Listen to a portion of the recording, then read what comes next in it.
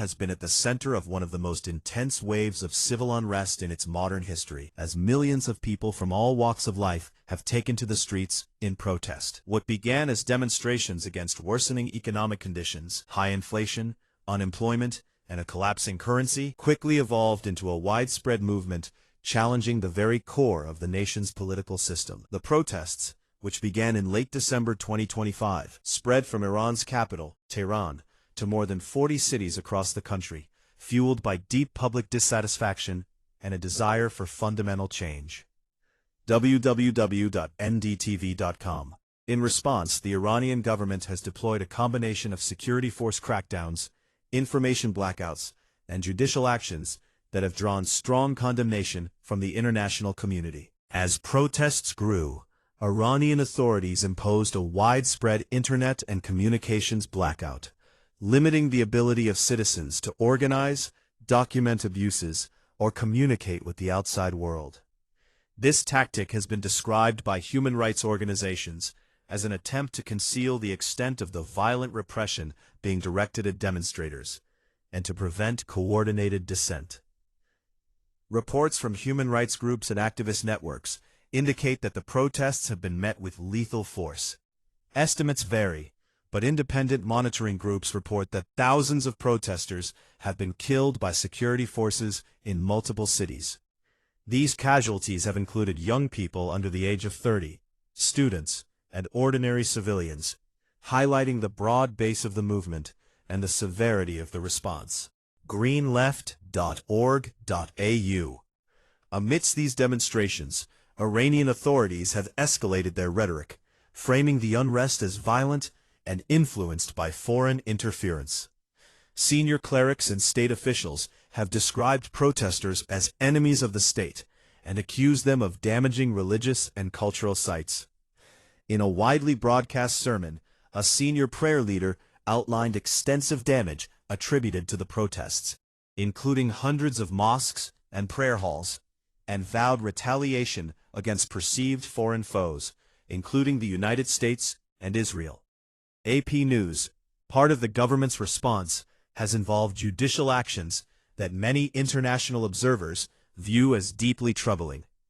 Iran's judiciary has signaled plans to fast-track trials for individuals detained during the protests, with some of these proceedings expected to lead to executions. The call for swift judicial action reflects the government's determination to assert control and deter continued dissent. But it also raises serious concerns about due process, fairness, and respect for human rights. Fast-track trials in politically sensitive cases have historically raised fears of rushed judgments, limited legal representation, and outcomes driven by political considerations rather than justice. One of the most high-profile cases emerging from this wave of unrest involves a young protester named Irfan Soltani, who was sentenced to death after being detained. His execution was initially scheduled to take place only days after his arrest, a timeline that underscored the rapid pace of judicial procedures in these cases. International human rights organizations raised alarm over Soltani's treatment, including reports that he was denied access to legal counsel and a fair hearing. While his execution was postponed, the case has become emblematic of broader fears that Iran's judicial system is being used to stifle dissent through extreme measures. The Guardian. These legal measures have sparked a broader debate about the balance between national security and human rights. Iran's leaders, including the top judicial officials, have argued that speedy trials and strong punishment are necessary to restore stability and deter what they view as violent or destabilizing activities. They stress that the protests have at times included attacks on security forces and government institutions, and they claim that the judiciary is acting within the bounds of Iranian law.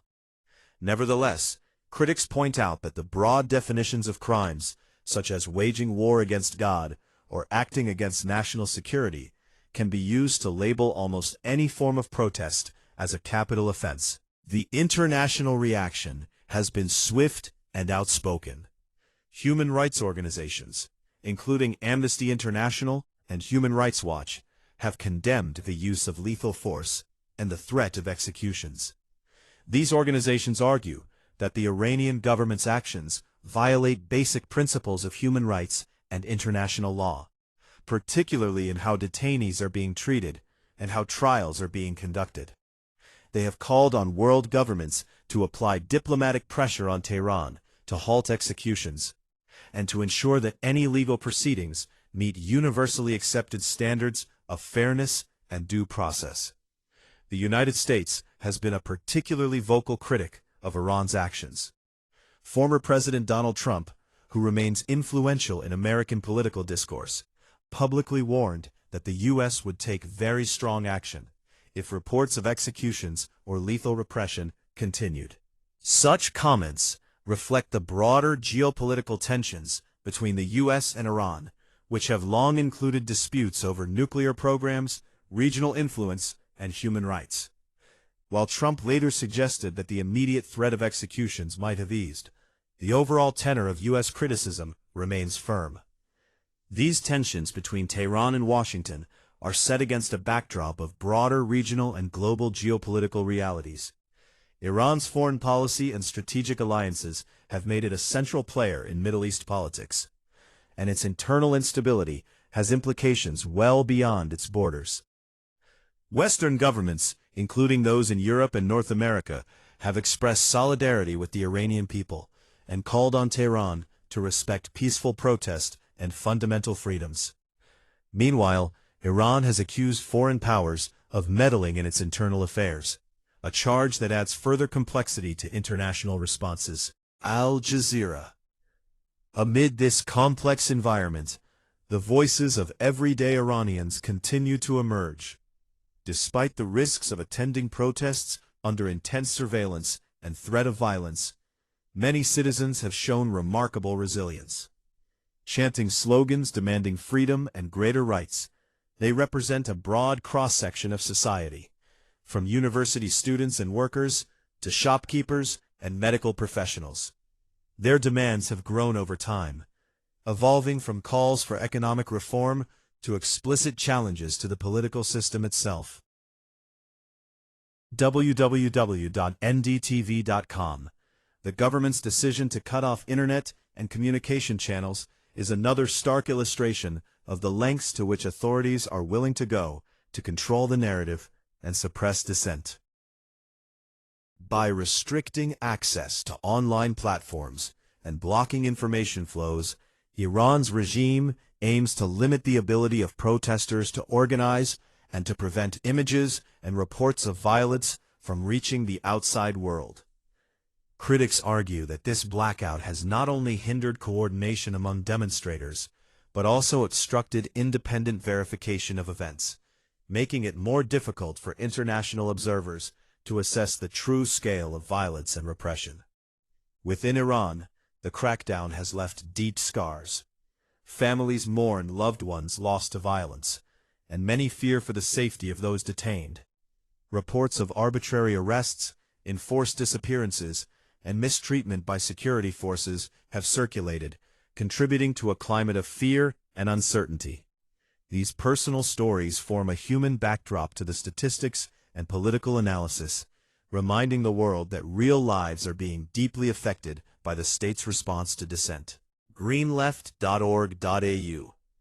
The debate over Iran's actions is not confined to its borders. International human rights forums, diplomatic bodies, and media outlets have all weighed in, highlighting different facets of the crisis. Some governments have moved to impose sanctions on Iranian officials and entities believed to be responsible for repression. Others have called for urgent United Nations discussions on the situation, reflecting a growing concern that the crisis could escalate further if left unchecked. AP News. As the world watches, questions persist about the future of Iran's political landscape. Will the government succeed in quelling the unrest through force and judicial measures, or will public pressure continue to grow despite the risks? Can meaningful reforms be achieved without further bloodshed, or is Iran on a fragile path toward deeper instability? These questions resonate not only within Iran, but across the Middle East and beyond, as nations confront the challenges of balancing security, governance, and human rights in an era marked by rapid social change. In conclusion, the crisis unfolding in Iran represents a pivotal moment in the nation's history. The combination of widespread protests, a heavy-handed government response, and the threat of executions has drawn global attention and concern. What happens next will shape not only the lives of millions of Iranians, but also broader international norms regarding the treatment of dissent, the rule of law, and the protection of basic freedoms. As the world remains attentive, the need for accurate reporting, informed discourse, and sustained advocacy for human rights has never been more crucial.